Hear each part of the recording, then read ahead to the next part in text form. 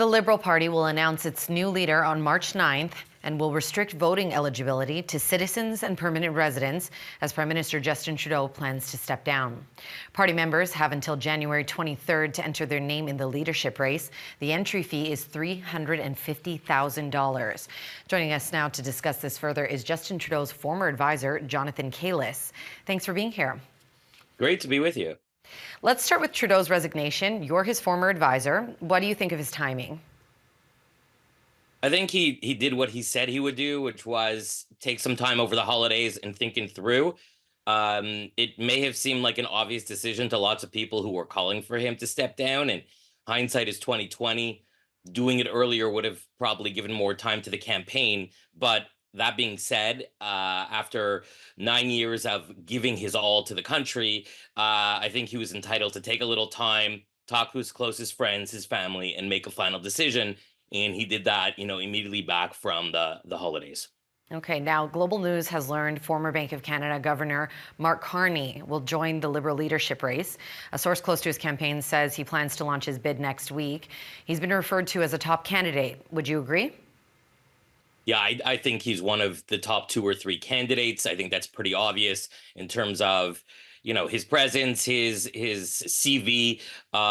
His name has been out there in politics as a potential successor for now a few years. He's avoided getting into the fray, waited for the right moment, and it seems like we finally hit that moment. I think that there will be probably 2, 3 main candidates, and then probably sort of a second tier of very qualified people, but probably those with less name recognition and a smaller chance of winning.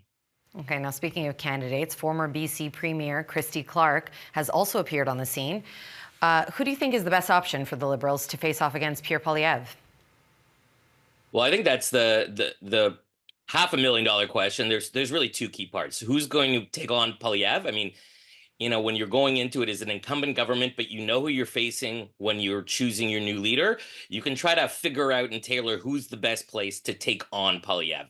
But the second part, the second question that, I think both Liberal voters who will be, choosing the new leader, and then Canadian voters when the election comes, eventually soon thereafter, who is best placed to deal with Donald Trump? And those are not necessarily the same exact qualifications, but I think in the long run, what Canadians will want is, to picture in their minds, who can they imagine? Who can they see sitting down and having a serious, real discussion with Donald Trump? And I think that for each of them, there may be questions. Certainly, there will be questions about how Pierre Poilievre would get along with Donald Trump.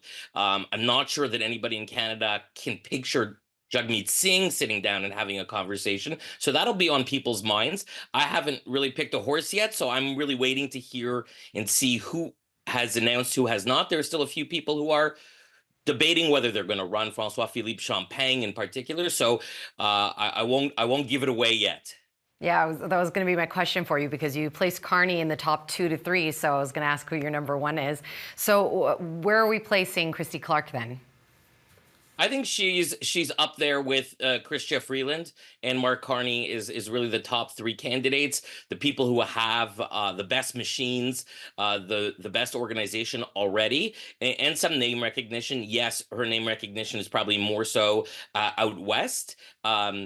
Like I said, each one of them comes with really serious strengths and, of course, a lot of question marks. I think the real key here is there's probably a place in this leadership and within the Liberal Party for people who are more centrist and less on the center left part of the spectrum that others may represent. And I think that those who would be open to supporting Christy Clark probably would like to see the party move back towards the center, more towards where it was under Paul Martin. And so that is probably how she's going to position herself. And if, people wonder about whether she's a conservative or liberal, I'm pretty clear that she's a liberal, but how we define how far liberal goes, it is the Big Tent party ultimately. And so I think, like I said, I think there are a number of liberal members and probably a lot of Canadians who would be open to voting for Liberals if they had a leader who was a bit more on the center right, even a little bit.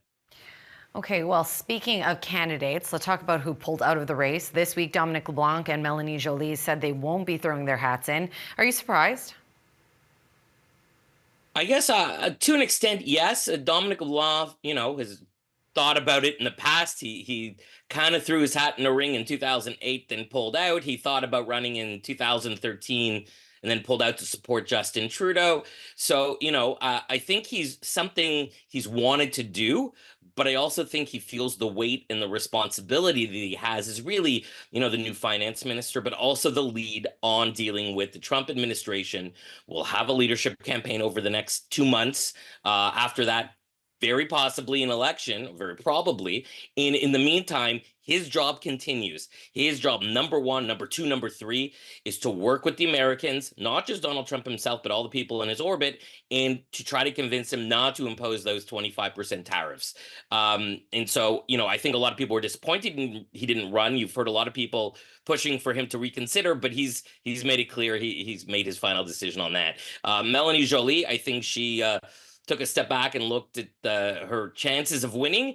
Probably weren't there this time around. And I think she was making that kind of calculation that even if she were to win the leadership, she probably wouldn't win a national election, and then probably be better off to wait to another time in the future. Now, Parliament is set to return on March 24th. What should we expect? That's the $1 million question. I mean, there are certain procedures that need to take place. A throne speech with a new prime minister would be the immediate first step, and followed by some votes on getting spending done, which have to be done by the end of the fiscal year. It's really kind of technical, but it allows the government to actually spend money, pay salaries, purchase things. So you would expect the government to try to get those things done. It's unlikely that they'll have cooperation from many of the opposition parties, which would mean we would head into elections.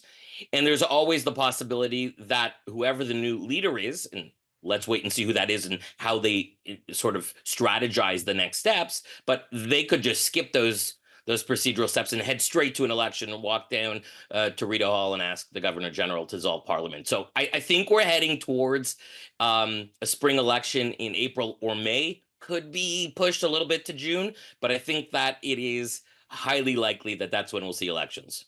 Okay, Jonathan, thank you for your time today. That's Jonathan Kalis, Justin Trudeau's former advisor. Thanks.